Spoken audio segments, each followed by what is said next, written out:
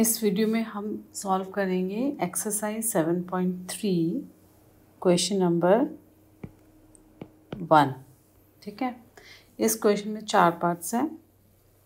बहुत केयरफुली करना, इजी तो है लेकिन केयरफुली करने वाला क्वेश्चन है। चलो शुरू करते हैं। Triangle ABC and triangle DBC are two isosceles triangle. तो ABC एक आइसोसेलेस ट्राइंगल है, तो AB और AC इक्वल है। एंड DBC पे एक आइसोसेलेस ट्राइंगल, तो DB is equal to DC equal है। They are on the same base BC and vertices A and D on the same side of BC. Okay, now if AD is extended to intersect BC at P, ये जितनी भी इतनी statement दिए हैं वो इस point of view से दिए हैं कि फिगर खुद ड्रॉ कर सकें, बट फिगर दी हुई है तो इतनी ही इन्फॉर्मेशन हमें क्वेश्चन से मिल पा रही है कि AB is equal to AC। तो हम लिख लेते हैं given AB is equal to AC and BD is equal to CD। ठीक है, now first part है to show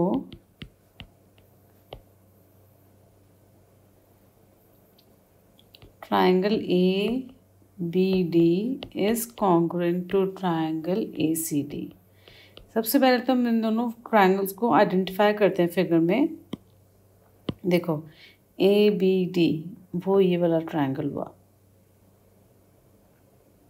ठीक है। एंड दूसरा ट्रायंगल है ACD, तो वो हो गया ये वाला ट्रायंगल। हमें ये दो ट्रायंगल्स कॉन्ग्रुएंट प्रूव करने हैं। ये तो विजुअली देखते ही पता चल रहा है कि ये कॉन्ग्रुएंट है। कैसे? देखो ये तो ऑलरेडी इक्वल है, ये इसके इक्वल है और ये कॉमन है, तो by SSS the triangles are congruent. ये तो बहुत इजी हुआ। चलो इसको लिख लेते हैं अब हम, ठीक है। ओके, तो हम लिखते हैं AB is equal to AC।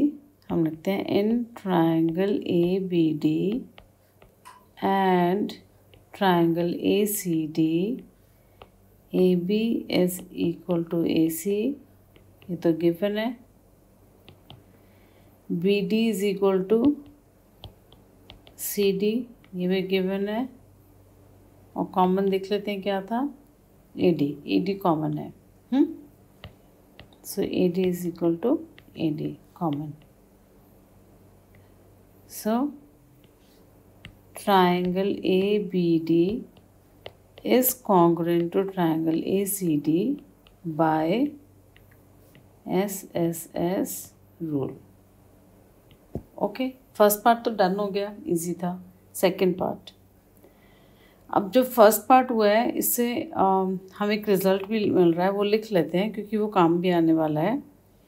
वो ये है कि ये एंगल 1 और एंगल 2 इक्वल हो गए बाय CPCT। तो हम लिख लेते हैं therefore angle 1 is equal to angle 2 by CPCT। इसको मार्क कर लेते हैं एज 1।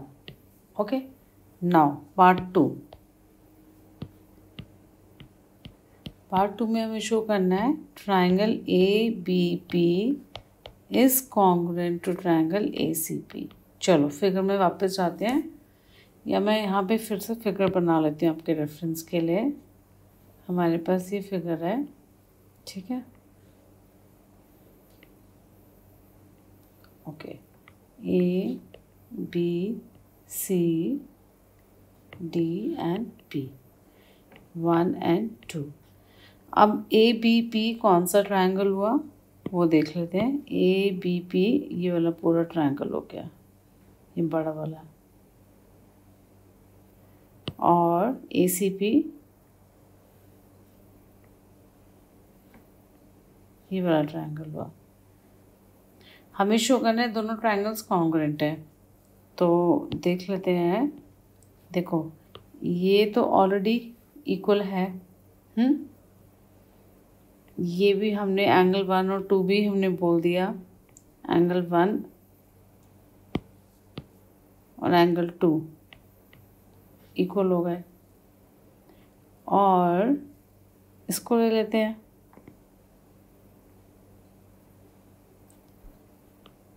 तो ये क्या आ गया, SAS आ गया है ना। ठीक है, चलो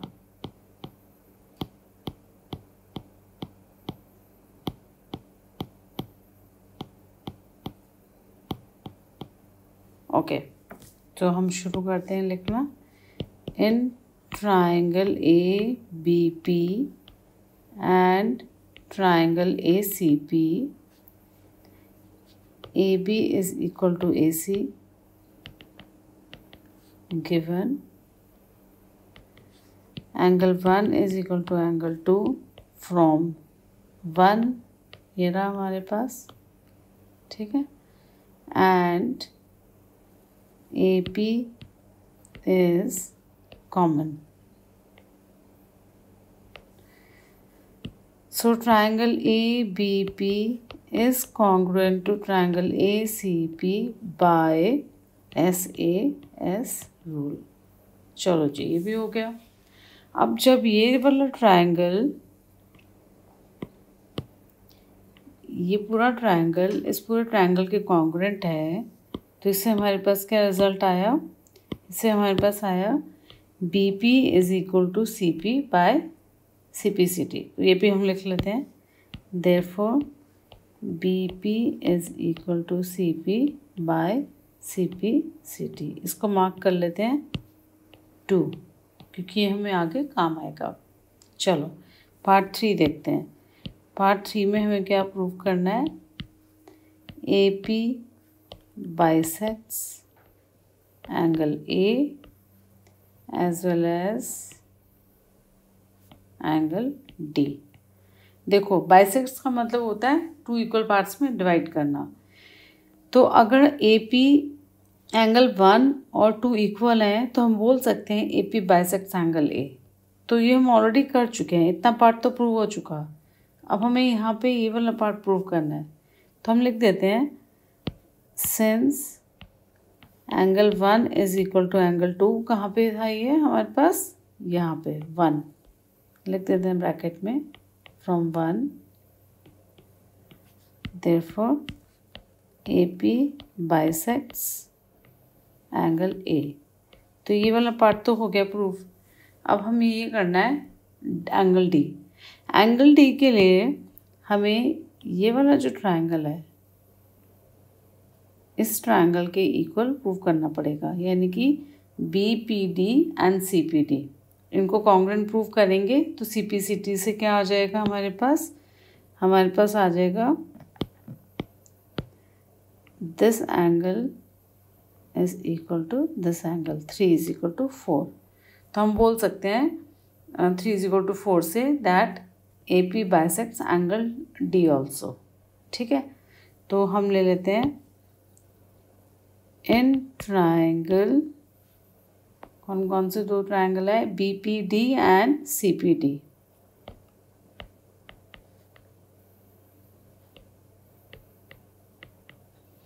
ठीक है, मैं आपके रेफरेंस के लिए यहाँ पर छोटी सी फिगर ड्रॉ कर देती हूँ।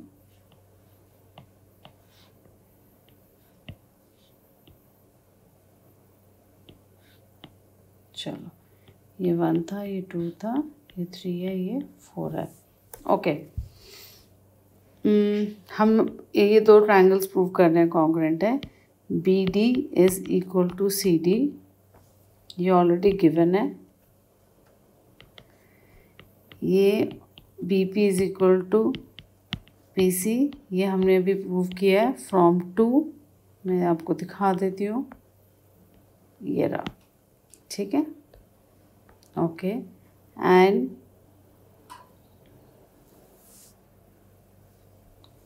DP is common. सो हम बोल सकते हैं दोनों ट्रायंगल्स कॉन्ग्रुएंट हैं बाय कौन सा रूल बताओ, वेरी गुड, बाय SSS। ठीक है, तो अब हम बोल सकते हैं angle 3 is equal to angle 4 by CPCT। इसका मतलब हम ये बोल सकते हैं दैट AP बाइसेक्ट्स, ये देखो ये रहा, AP बाइसेक्ट्स एंगल D। तो हम लिख देंगे AP बाइसेक्ट्स एंगल D। तो यहाँ पे फाइनल रिजल्ट आ गया AP bisects angle A as well as angle D। ये हमारा पार्ट 3 होगा कंप्लीट। अब हम करते हैं पार्ट 4। पार्ट 4 में प्रूव करना है AP is perpendicular bisector of BC। ये बहुत इजी है, देखो कैसे। देखो ये आपकी फिगर है, A B C D and P, ठीक है। हमें शो करना है AP is perpendicular to BC। अगर हम ये दिखा दें कि एंगल 90 डिग्री है तो परपेंडिकुलर पार्ट हो जाएगा, और अगर हम ये दिखा दें ये इक्वल है तो बाइसेक्टर हो गया। तो BP is equal to PC तो ऑलरेडी दिखाया हुआ है हमने, BP is equal to PC, ये ऑलरेडी हम प्रूव कर चुके हैं बाय CP/CT। ये रहा यहाँ पर फ्रॉम 2, तो हम लिख देते हैं by CP/CT from 2। So this implies, तो हम लिख सकते हैं AP bisects BC। AP is bisector of BC, ये तो ऑलरेडी हो गया है। अब ये देखो इन एंगल्स का नाम रख देते हैं एंगल 5 एंड एंगल 6, क्योंकि triangle BPD is congruent to triangle CPD। अभी हमने प्रूव किया था ऊपर, कौन से 2 ट्रायंगल्स, ये वाला और ये वाला ऑलरेडी प्रूव कर चुके हैं कॉन्ग्रुएंट है। तो हम बोल सकते हैं angle 5 is equal to angle 6 by CP/CT। अब ये देखो ये जो एंगल 5 एंड 6 है लीनियर पेयर भी बना रहे हैं, तो हम ये भी बोल सकते हैं angle 5 plus angle 6 is equal to 180 degree by linear pair. Actually question सिर्फ लेंथी है, बस डिफ़िकल्टी लेवल अगर देखेंगे तो बहुत इजी है। अब हम इन दोनों को कंबाइन करेंगे, यानी कि 5 की वैल्यू 6 यहाँ सब्स्टिट्यूट कर देंगे, तो angle 6 plus angle 6 is equal to 180 degrees. तो 2 times angle 6 is equal to 180 degrees. So angle 6 is equal to 90 degrees. अब अगर एंगल 6 90 आ गया तो हम बोल सकते हैं AP is perpendicular to BC.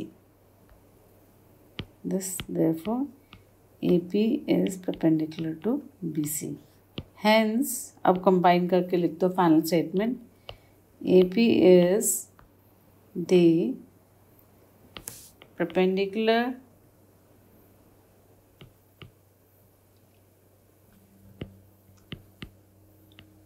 bisector of BC। ठीक है, ये हो गया कंप्लीट।